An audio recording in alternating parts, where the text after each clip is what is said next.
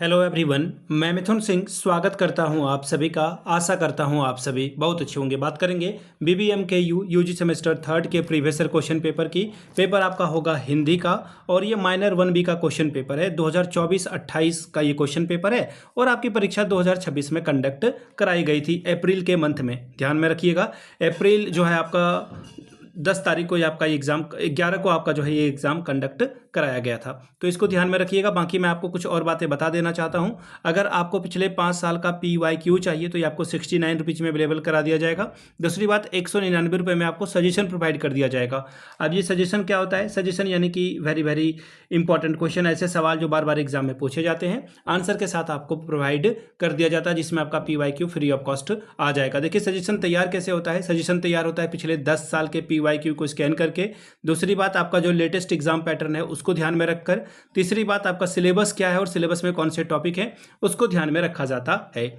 यहाँ से मेरी ईमेल आईडी आप देख लें, yourmithunsingh@gmail.com पे आप मुझे मेल कर सकते हैं। इंस्टा पे अगर आप हो डू फॉलो मी @imithunsingh।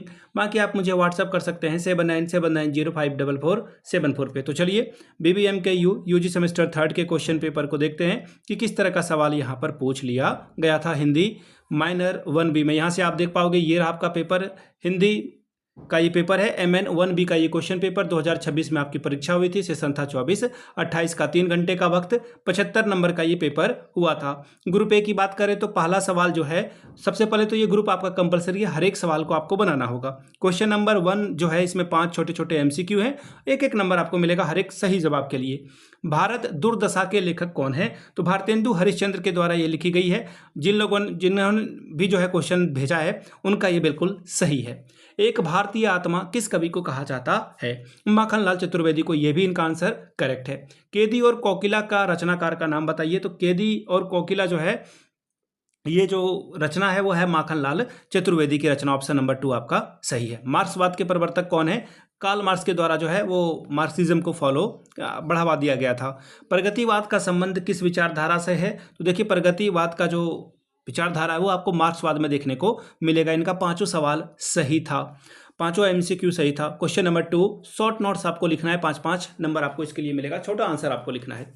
मार्क्सवाद की मूल अवधारणा क्या है? देखिए ये 5 नंबर का सवाल है तो कम से कम 2-2.5 पेज लिखना। आप ये मत सोचना कि छोटा मतलब बहुत छोटा। अगला है महात्मा गांधी का जीवन परिचय प्रस्तुत करें। बात करेंगे ग्रुप बी की। 4 सवाल आपको करने हैं, 15 चौके 60 नंबर आपको मिलेगा, यानी कि 5-6 पेज में इसका आंसर लिखना है 4 सवालों का। भारतीय नव जागरण का मूल आशय और संदर्भ स्पष्ट करें। अगला सवाल, भारतेंदु के विविध मुखी व्यक्तित्व पर प्रकाश डालिए।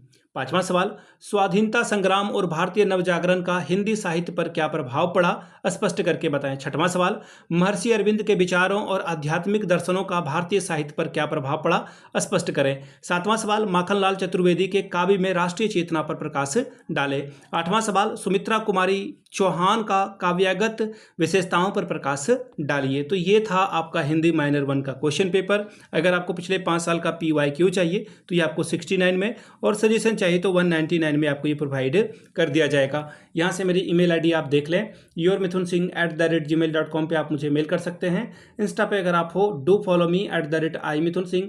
बाकी आप मुझे व्हाट्सअप कर सकते हैं 7979054474 पे। इंस्टा आईडी सब कुछ आपको यहाँ से दिख रहा होगा। वीडियो को आपने यहाँ तक देखा, प्यार दिया, इसके लिए आप सभी का बहुत बहुत शुक्रिया। Have a good day.